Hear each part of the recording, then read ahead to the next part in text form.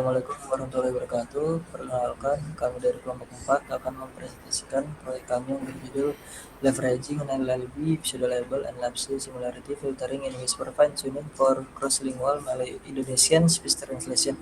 Inti dari proyek ini adalah melatih model AI agar bisa langsung mencermahkan ucapan atau audio bahasa Melayu menjadi teks Indonesia secara akurat menggunakan kombinasi model Whisper, NLLB, dan Lapse.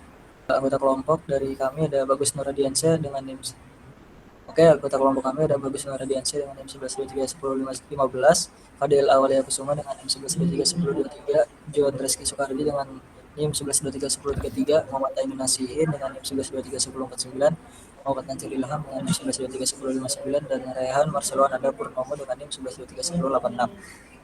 Oke, masuk ke latar belakang, mengapa speech translation Melayu Indonesia ini menantang atau sulit? Masalah utamanya adalah minim data paralel atau kondisi low research. Untuk melatih model translasi langsung dari suara ke teks target, kita butuh pasangan audio Melayu yang sudah ada teks terjemahan Indonesianya. Faktanya, data seperti itu tidak ada. Yang banyak tersedia di internet hanyalah data ASR biasa, yaitu audio Melayu beserta transkrip teks Melayunya saja.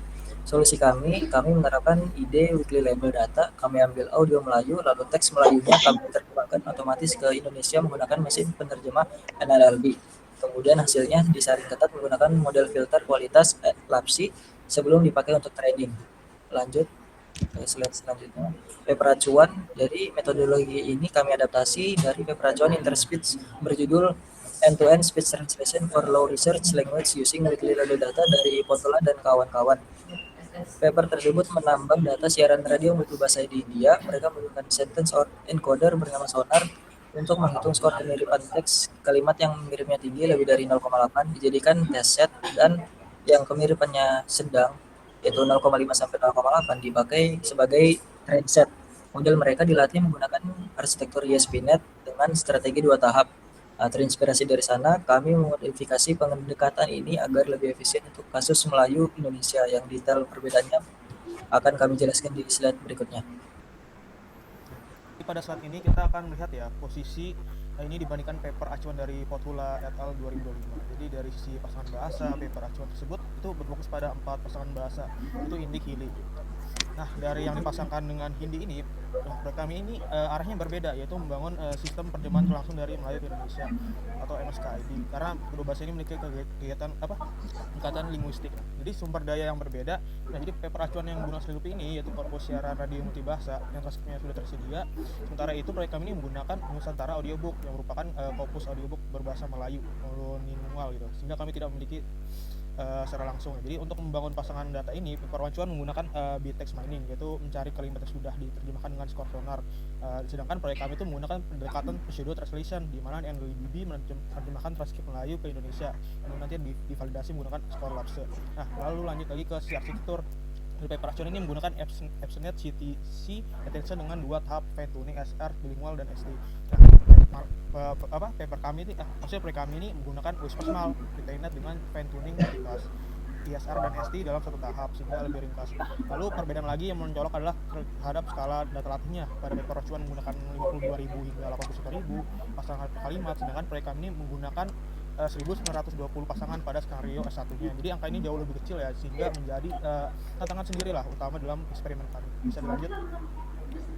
Jadi pada dataset proyek ini, jadi pada slide ini kami menjadi menyelesaikan proyek kami itu yang menggunakan Mesoletica Nusantara Audiobook Annotated dari Hungging Face Group. Nah, di dataset ini itu merupakan korpus audiobook berbahasa Melayu lengkap dengan transkripnya.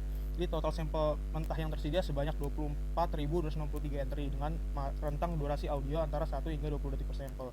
Jadi pada tahap pemeriksaan ini kami melakukan filtrasi durasi untuk melakukan sampel antara 1 sampai 20 detik. Nanti kemudian mengubahnya sampel menjadi 16 kHz dan memasuki teks resip kayu dan lower casing serta strip throtter tambahan. Nah, dengan 2000 per sampel ini kami membangun sistem Whisper Small Multitask ACR ST untuk pasangan bahasa Melayu Indonesia. Jadi tahapan ini persiapan data ini dijalankan pada CPU. Lalu di mana hasil pemeriksaan audio dan tokenisasi lebih disimpan ke Google Drive untuk lanjutin tahap training di GPU-nya nanti. Baru lanjut lagi. Jadi pada slide data paralel ini pipeline kami itu dimulai dari data audio ya, beserta transkrip Melayu yang diambil dari Nusantara Audiobook. Nah, karena korpus ini bersifat monolingual, kami menggunakan LIBB untuk menerjemahkan teks Melayu ke bahasa Indonesia.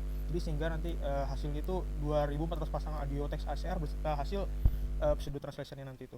Nah, tahap selanjutnya itu ada scoring. Jadi kemiripan menggunakan lapse. Jadi embedding kalimat dari teks Melayu dan teks target ini Indonesia hasil LIBB dibandingkan nanti menggunakan cosine similarity. Nanti pasangan dengan skor kemiripan di bawah 0,8 akan difilter.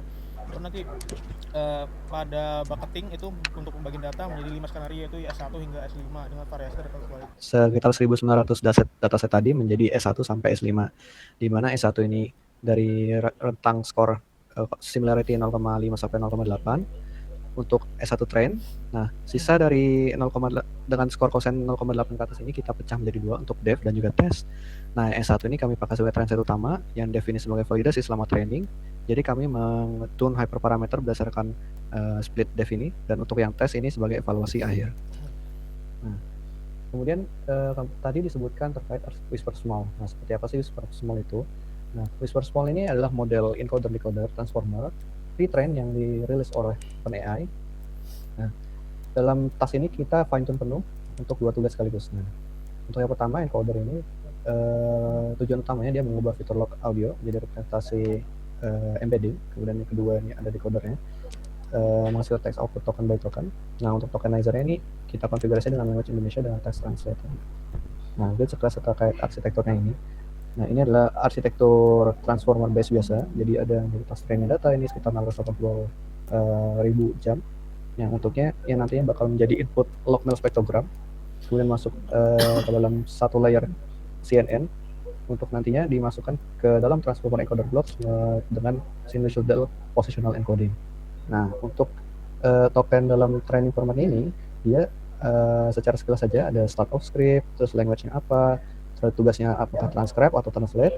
Nah, kemudian untuk tokennya ada beserta dengan timestamp-nya. Ini nanti bakal masuk ke decoder block-nya untuk keluar sebagai next token prediction alias token output-nya.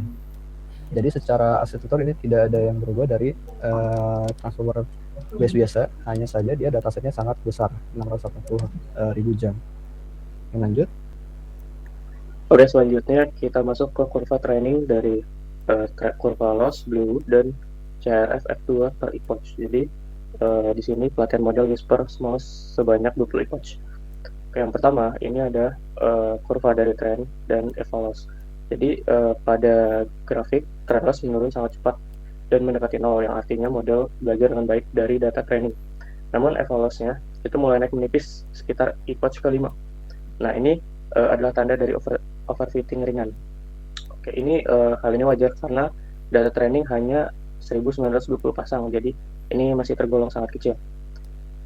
Terus yang kurva kedua adalah BLEU per epoch. Jadi BLEU mengukur kualitas terjemahan berbasis n-gram atau kemiripan urutan kata. Skornya naik sekitar 23 di awal epoch, di epoch awal. Selanjutnya mencapai puncaknya di 31 dan 38 di sekitar epoch ke-12 sampai 15. Lalu relatif stabil. Nah, ini menunjukkan model semakin mampu menghasilkan terjemahan yang mendekati referensi seiring dengan training. Oke, selanjutnya kurva ketiga itu CHRF V2 per epoch.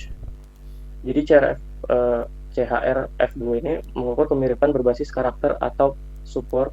Itu menariknya CHR F2 ini sudah tinggi sejak awal di epoch ke 62 sampai 63. Dan cenderung stabil di angka tersebut. Artinya model sudah cepat menangkap pola karakter bahasa Indonesia sejak awal training. Oke, selanjutnya hasil akhir pada test set ya.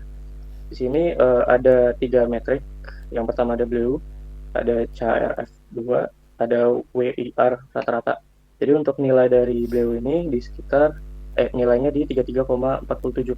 Nah, ini tergolong cukup baik untuk sistem speech translation low resource secara kasar. Karena skor di atas 30 itu sudah dianggap terjemahan yang understandable, yang dapat dimengerti. Oke, selanjutnya untuk metrik CRF2 itu mendapatkan nilai di 63,87. Selanjutnya untuk WIR rata-ratanya itu nilainya di 0,442.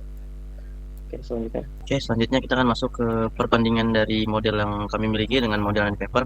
Seperti yang bisa dilihat untuk model yang kami miliki dan model dari paper seperti Sonar MT, Seamless, Sonar, Seamless, dan papernya di sini semuanya mendapatkan nilai yang lebih rendah daripada model yang kami gunakan, yaitu Whisper Small. Nah, tapi untuk hasil perbandingan ini masih belum kita bisa pastikan sebelumnya, tapi yang bisa kita tunjukkan bahwa sistem model kami ini sudah lebih bagus daripada model yang ada di dalam paper acuan kami.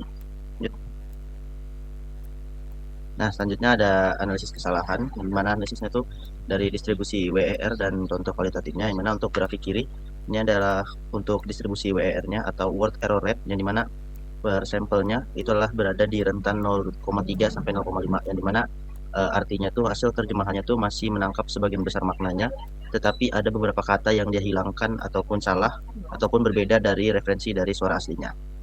Selanjutnya untuk di grafik yang kanan, yang mana ini membandingkan panjang prediksi dengan panjang referensi, yang mana titik-titiknya itu mengikuti garis diagonal, yang dimana berarti panjang outputnya itu cenderung mirip dengan panjang kalimat referensinya, yang mana menunjukkan bahwa modelnya tidak terlalu sering menghasilkan kalimat-kalimat yang terlalu pendek ataupun terlalu panjang. Jadi dia pas-pas saja untuk modelnya mengeluarkan prediksi. Lanjut.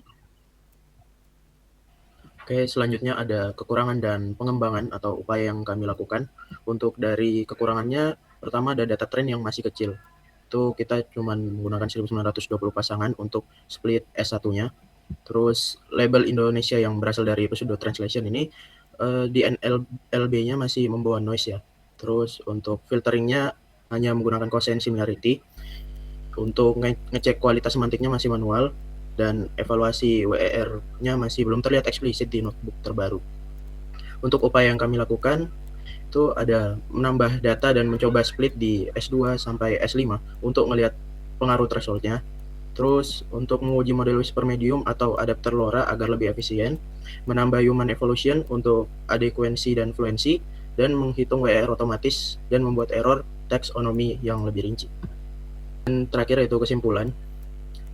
Untuk kesimpulan dari proyek kami, pertama itu berhasil membangun sistem speak translation Melayu ke bahasa Indonesia menggunakan pipeline NLLB Labs untuk menghasilkan data pseudo translation secara otomatis.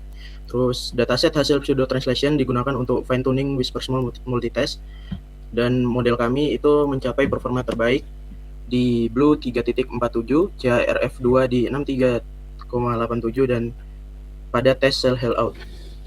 Pendekatan yang digunakan mampu menghasilkan kualitas terjemahan yang kompetitif meskipun hanya menggunakan data dalam jumlah yang terbatas. Dan hasil penelitian ini menunjukkan bahwa metode pseudo translation berpotensi untuk mendukung pengembangan teknologi bahasa untuk bahasa daerah dengan sumber daya rendah atau low resource language. Mungkin sekian dari kelompok kami. Terima kasih.